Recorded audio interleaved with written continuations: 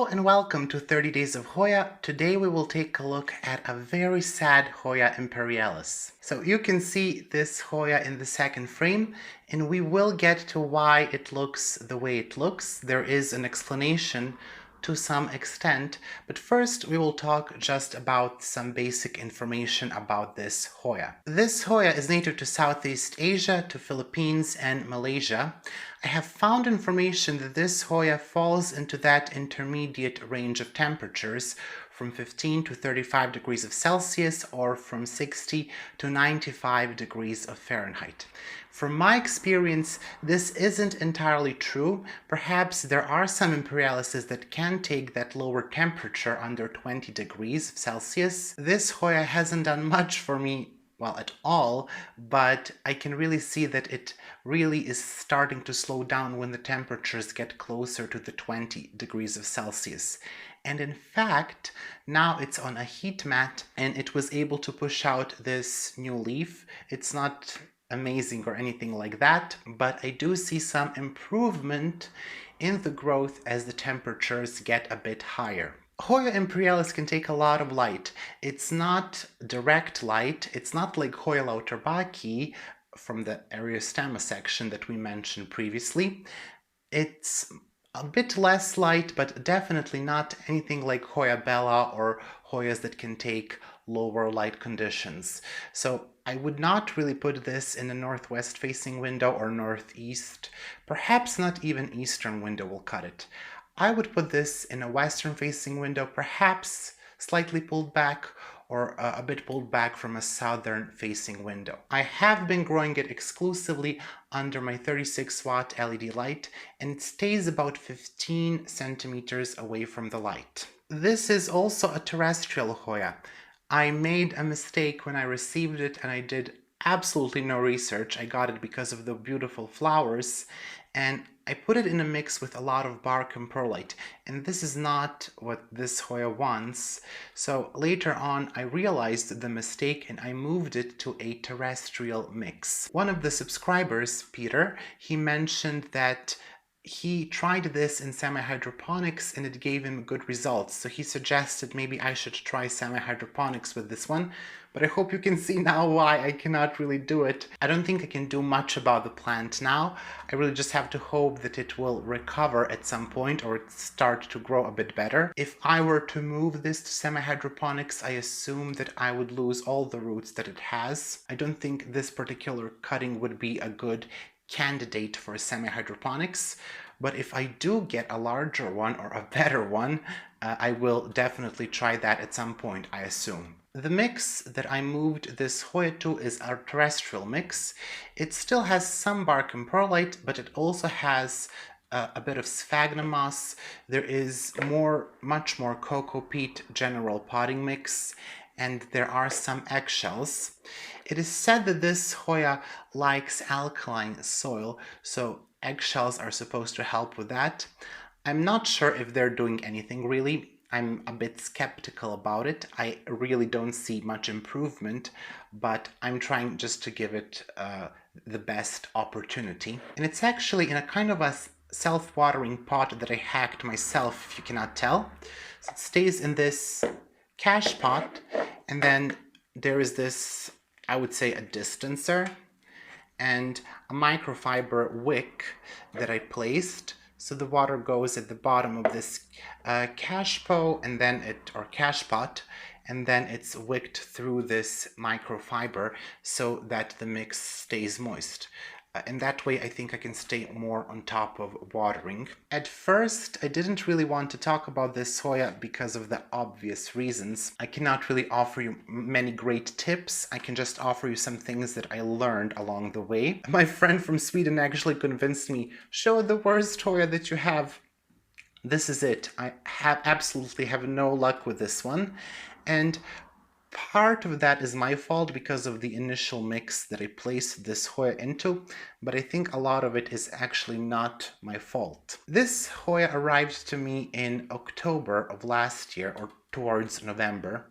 It only spent 5 days in the box, so that's really not that long of a time. The temperatures were not that cold. It was shipped with another imperialis red for my friend, with imperialis palawan for me, and with 2 gunung gatings, one for me, one for my friend.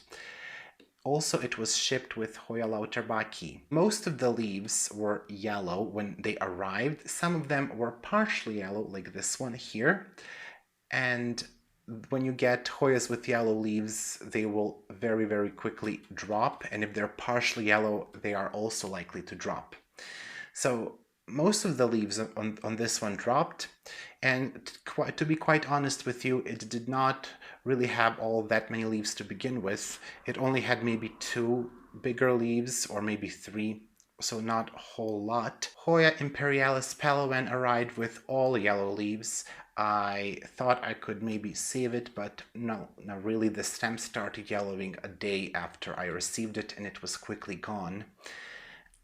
The Hoya imperialis red also arrived with yellow leaves, and it was very dehydrated, and I had to send it to my friend, and it also died. And both gunung gatings, when they arrived, they had yellow leaves too. Hoya lauterbaki had yellow leaves too. I think 2 leaves were yellow or something like that. But both of Hoya lauterbakis for me and for my friend survived. And this imperialis is so far living, so those 3 plants were the only ones that survived the shipping. I have no idea what happened. There was a heat pack there, so maybe they got way too hot. The box did have holes punched in them. I'm not sure really what happened, but that was one of the most disastrous shipments for me ever that I have received. And I was really hoping that over time this Hoya would recover, but that simply is not the case. It's been 9 or 10 months since then, and the only leaves that I got are these 3 leaves, and one of them is a bit yellow, so it's painfully slow to recover. I'm not sure if it will ever recover. And part of that is something to do with clones. This is not only true for Hoyas, it's true for all plants. It's true for plants in nature, it's true for plants in cultivation. You sometimes have a better plant, you sometimes have a weaker plant. In nature, the weaker one will probably not survive, it will be dead. The stronger one, the strongest one will survive. In cultivation, they will both survive because we really take care of our plants. When we see pests, we make sure to get rid of them. We try to give them the best possible care. Even though our conditions in home are not ideal, we try to amend that somehow. In nature, if something happens and the conditions are not ideal, there's no one to help them. You either make it through that or not. But it's different in our homes. And what that means is that in circulation you have stronger plants and you have weaker plants. And this is very evident with Hoya imperialis. If you follow Doug Chamberlain from Vermont Hoyas, you will see that he had Hoya imperialis that wasn't so good, but later on he was able to get a clone that was very good. It was a good grower, it grew immensely in the period of 1 year. He simply didn't know what to do with it. In the end, he had to chop it all down and sell cuttings that took off in 2 weeks. They started to grow. That's obviously not the case with this one, but the first one that he had wasn't such a good grower. He said that it would drop peduncles, that it was difficult to get to bloom. The second one was very easy to bloom. Something tells me this one will not be easy to bloom if it survives at all. Christina Carlson from My Hoyas also has a clone of imperialis that it's not so fast to grow, but she managed to get hers to bloom. So for me, really it's not a fast grower at all. It should grow much, much faster. It was inside all throughout the winter, of course, and it's inside now. There is lots of humidity, there is lots of light. It's on a heat mat. Nothing seems to work, nothing seems to help with this plant. I do believe if it were a stronger clone, it would withstand that shipping much better. Obviously, that's not the case. So I think that there are some worse clones in circulation, there are some better clones. We will see how this one will do. I would say some things that are very important is to give this Hoya a lot of light, a lot of warmth, make sure that it doesn't dry out. This Hoya doesn't really like to be dry, so keeping it evenly moist I had zero issues with this self-watering setup that I made. It's been like this for several months. There is no rot. Everything seems to be great. It did push out this new leaf recently. I'm still waiting to see if something else will happen. Another important thing is to put it in a correct mix, not like I did. So choose a terrestrial mix, make your own mix. If you're making your own mix, be sure to add a bit more cocoa peat and general potting mix. Of course, that doesn't mean you shouldn't add perlite or bark. It will still need drainage. You don't want it to be soggy. You just want a bit less airiness in that mix. The flowers on all Hoya imperialis are very impressive. There is the red one, the white one, the pink one. This is the pink one. I really doubt that I will ever see it, but when you look at the photos, they are very big. They are beautiful to look at. And I think that Christina Carlson said they smell like gardenias. I'm not sure if I'm remembering that correctly. If you have Hoya imperialis, leave in the comments below what yours smells like. You can find bigger Hoya imperialis than this in specialized orchid nurseries. I have seen them online being sold, so it's not impossible to get this one as a bigger plant. But all the imperialises that I saw have this bit of a funky look to them. They are a bit unruly, so don't expect the prettiest plant. I still do think it's pretty, and especially when I see the flowers, and I really don't mind when plants look funky. This might be a bit too much for me, but we shall see if we can get anywhere with this plant. Thank you for watching. In the next 4 videos, I promise you will not see anything like this, so you will see normal looking, more beautiful Hoyas, and I hope you will enjoy those.